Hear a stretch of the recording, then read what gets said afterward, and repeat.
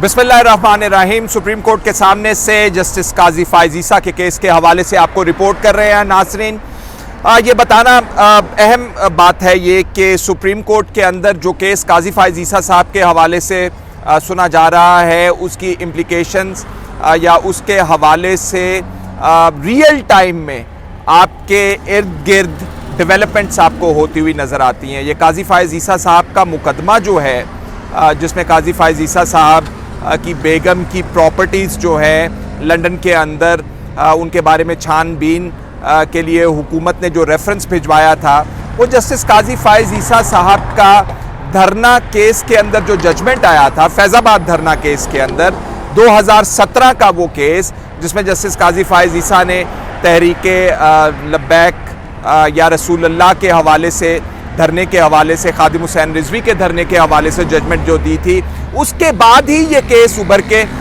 Supreme court में आया है। यानी कि हुकूमत ने सदर को, प्राइम मिनिस्टर ने सदर को कहा और सदर ने रेफरेंस भेजा यहाँ पे supreme judicial council, chief justice of Pakistan जिसके हेड होते हैं, सुप्रीम जुडिशल काउंसिल के पास भेजा और उसके बाद ये चैलेंज हुआ और उस केस में से सुप्रीम जुडिशल काउंसिल के अंदर जो रेफरेंस आया था, जस्टिस काजी फाइज ईसा का केस उभर कर सामने आया, जिसमें जस्टिस काजी फाइज ईसा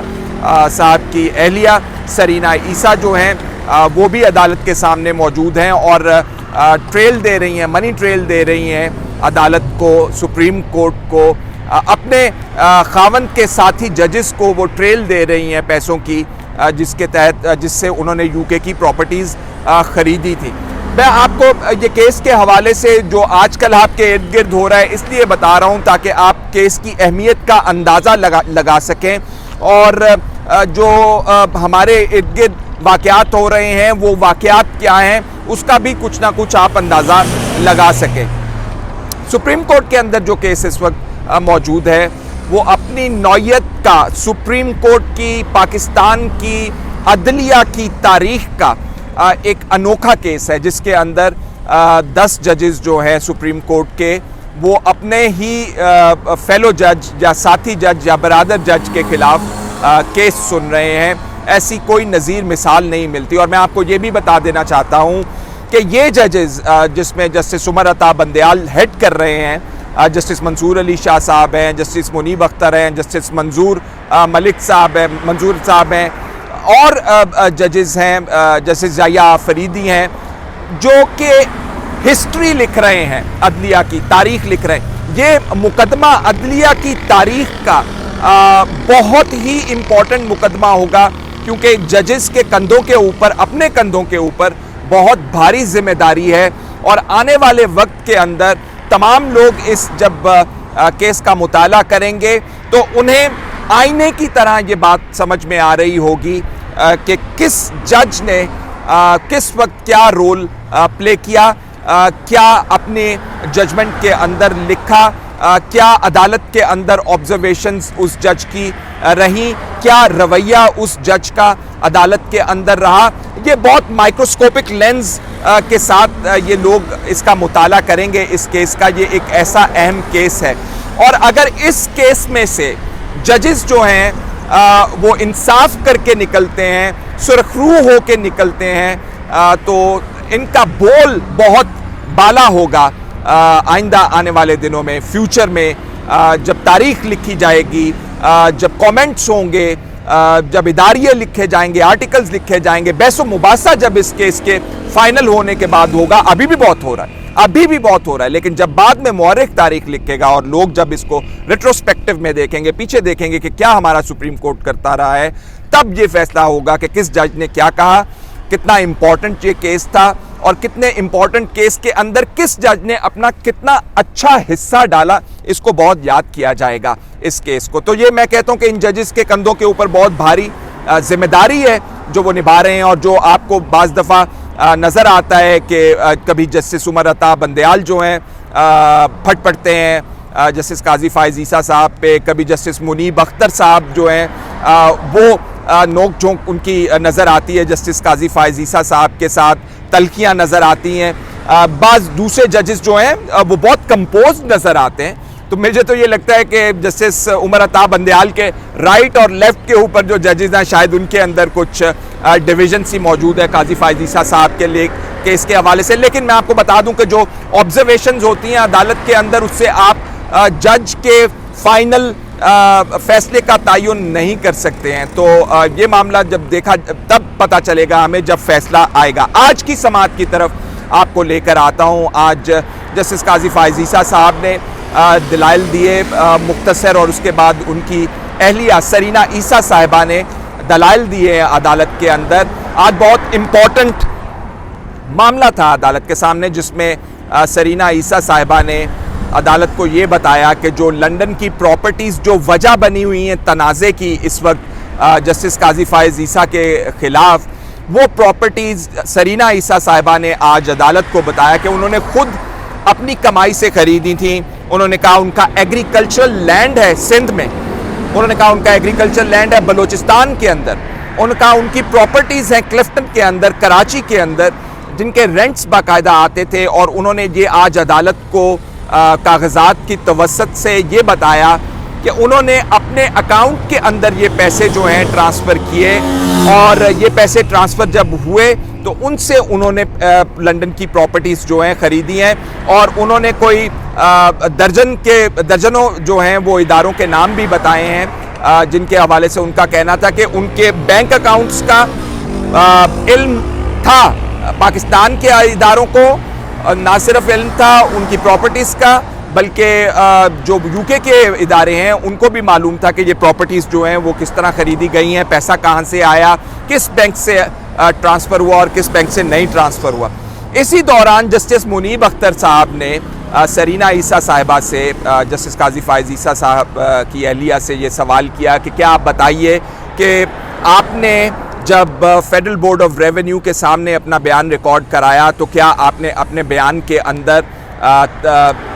रद्दोबदल की? आपका पहले ये कहना था कि आपने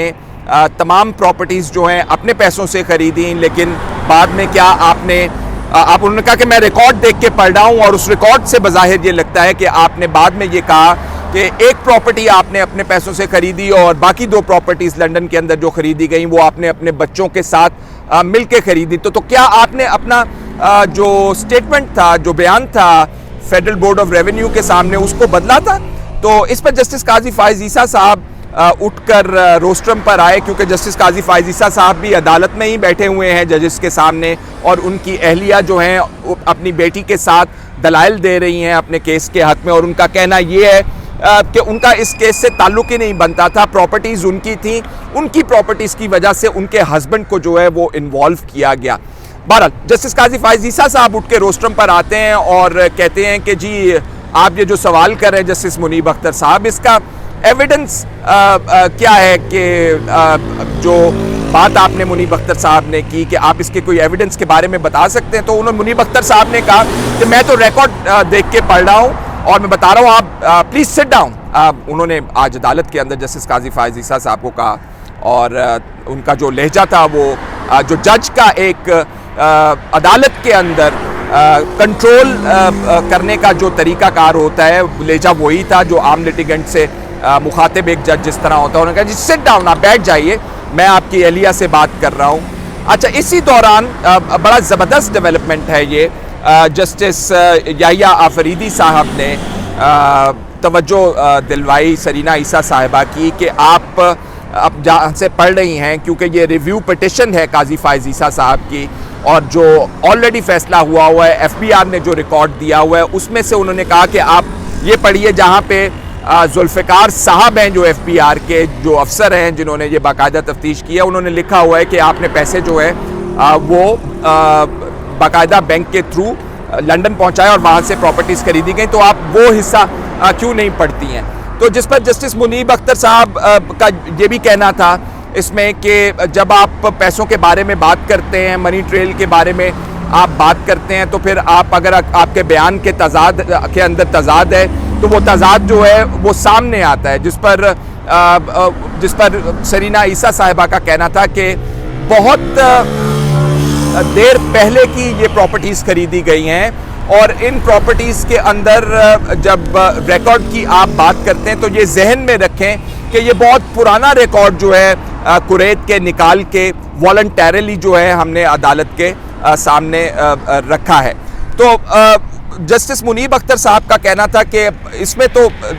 जाहिर होता है रिकॉर्ड से कि आपने जो पैसे लंदन भिजवाए, जिन पैसों के बारे में आप कहती हैं कि आपने यूके में प्रॉपर्टीज़ खरीदी इन पैसे से, उनका जो आपने मसरफ रखा है पैसे भेजते वक्त पाकिस्तान से फॉरेन करेंसी अकाउंट से, वो तो ये लिखा कि आप बच्चों के एक्सपेंस के लिए पैसा भेज रही हैं। जिस पर मंसूर अली शाह साहब की बड़ी ज़बरदस्त किस्म की एक ऑब्जर्वेशन थी बाद में, जिसमें उन्होंने कहा कि अगर आप ये बता सकते हैं कि आपका पैसा फलां बैंक के फलां अकाउंट से फलां तारीख को